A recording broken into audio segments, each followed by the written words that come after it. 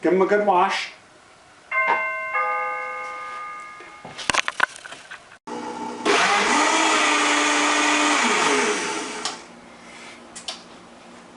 Today I'm sharing with you my gut healing stewed apple recipe. It's a prebiotic recipe which is high in fiber and helps your gut build up a healthy probiotic microbiome. The pectin, which makes up about 50% of apples, has prebiotic benefits. It increases butyrate, a short-chain fatty acid that feeds the beneficial gut bacteria, and decreases the population of harmful bacteria. Hi, I'm Bob and welcome to my YouTube channel. I love what I do. I'm a functional medicine practitioner, cellular detox specialist.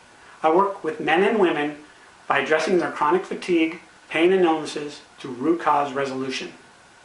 On my channel I'll be posting videos about nutrition, lifestyle, and mindset. Be sure to subscribe to receive more content about functional nutrition and comment below to introduce yourself. Prebiotics are a type of undigestible plant fiber which fuel probiotics. The more prebiotic foods we eat, the more efficiently your probiotic bacteria will work for a healthier gut.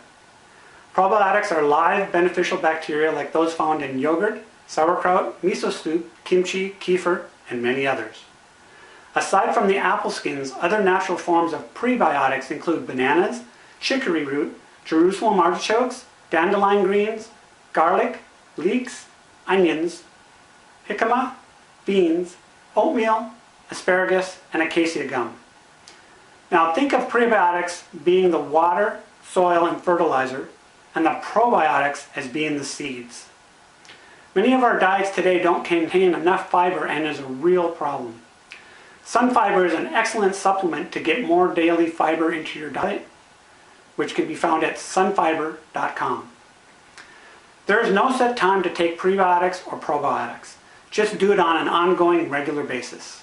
However, if you're on any antibiotic therapy, you'll want to increase this beneficial bacteria intake away from those antibiotics. Now, if you have any digestive issues when increasing prebiotics or probiotics, this could indicate gut dysbiosis.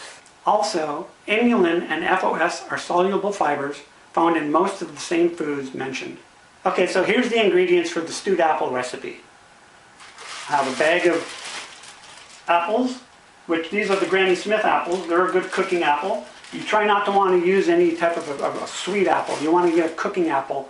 And if possible, if you can find Bramley apples, B-R-A-M-L-E-Y, Bramley apples, they're a real sour apple. So the more sour of the apple that you can get will be better for this recipe. So aside from the apples, there's probably about 11 small to medium-sized apples in this bag. We have Ceylon Cinnamon. I have about a cup of water, about almost maybe a cup and a quarter. Half cup of raisins. I use the golden raisins. I like the golden. That way I like my applesauce just a certain color. It doesn't matter. You can use golden or the darker raisins as well. I have one date. It's totally optional. You can stick with raisins or the date. Depending on certain types of diets, it might not be legal on your diet. Then in that case, you would substitute with some other type of sweetener if you wanted to use stevia, anything like that. So now let's get to the simple preparation.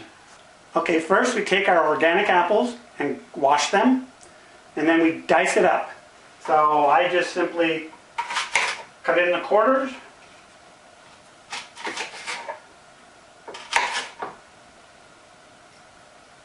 Take out the core. So you just dice it up like so, and then put it into the. Then you continue with the rest of the apples. Okay, now that we've diced up our apples, and I should mention that if you don't have or are unable to get organic apples, then you can still use non-organic, but just be sure that you wash your apples in like a vinegar and baking soda solution to help remove the pesticides from the skins, because we want to leave the skin on the apples here, because that's the insoluble fiber that we're using, that we're getting after here.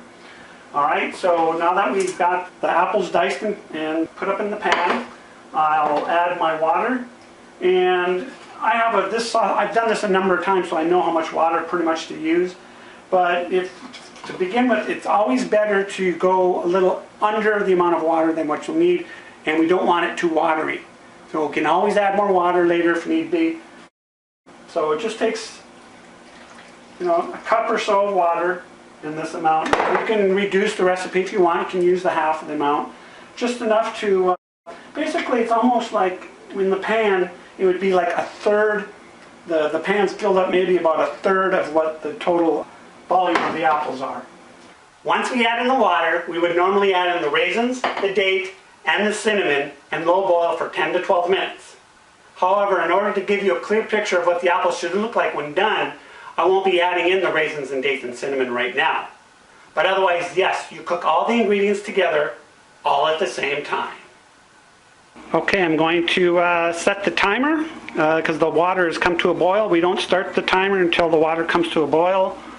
And so we'll go timer 10 minutes. And there we go. We'll be back in 10 minutes. While the apples are cooking, you'll only be taking probably about 2 tablespoons of this at a time. You can mix it with foods, mix it with whatever you want. It does not need to be on an empty stomach. Then you'll try this out a couple of times a day, just 2 tablespoons. Then after a couple of days or a week, you feel you have no adverse effects, you can increase this amount, and or you can even add other things to it. You can add other sweeteners. You can put in, let's say, like Manuka honey. You can put in blueberries. You can add it to your yogurt. You can add it to your oatmeal. I love it in my oatmeal. It's wonderful in the morning. You can also take it along with other probiotics, because remember, this is a prebiotic recipe, so we can take probiotics along with it. Like, let's say, Saccharomyces boulardii is one type of a probiotic. Like maybe if you have diarrhea or something, that's more of a, Sac B is really good for that type of a thing. But otherwise, you want to use a bifidobacteria mixed strain, a bifidobac. So we call them bifidobacks. A mixed strain would be real good to take. But you only want to start adding in other probiotics and other, like blueberries, and adding it to other fibers like oatmeal and whatnot. Once you know that you've gone over maybe a couple of days or a week or whatever, that you know that you're not having any significant digestive issues. So you want to be sure that this is accommodating to your body. And once again, I do want to mention that the reason for this recipe, remember, it's a prebiotic, so it helps feed your own body's innate probiotics that we have naturally inside of our own system. So it's kind of like your own ecosystem, that, as you will. So this recipe helps feed your own body's innate ecosystem.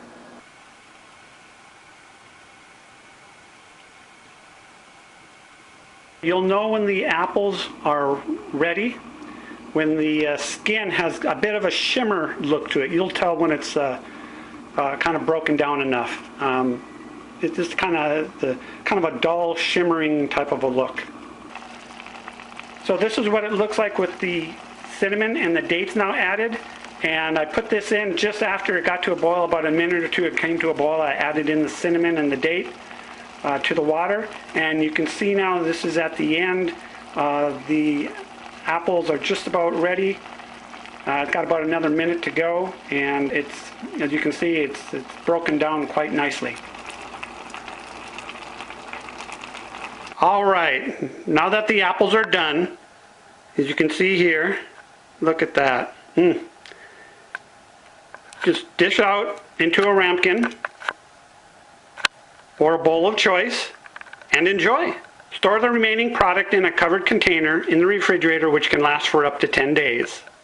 All right, even though this is a stewed apple recipe, you can take one more step and puree the apple mixture in a blender to make delicious applesauce. And in doing so, we'll make an easier to digest product. This is so good.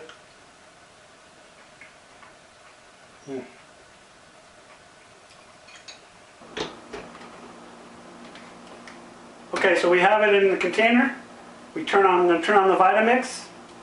Probably, I don't know if you'll be able to hear me, but anyway, just only for, oh gosh, a minute or two at that. Turn it on high.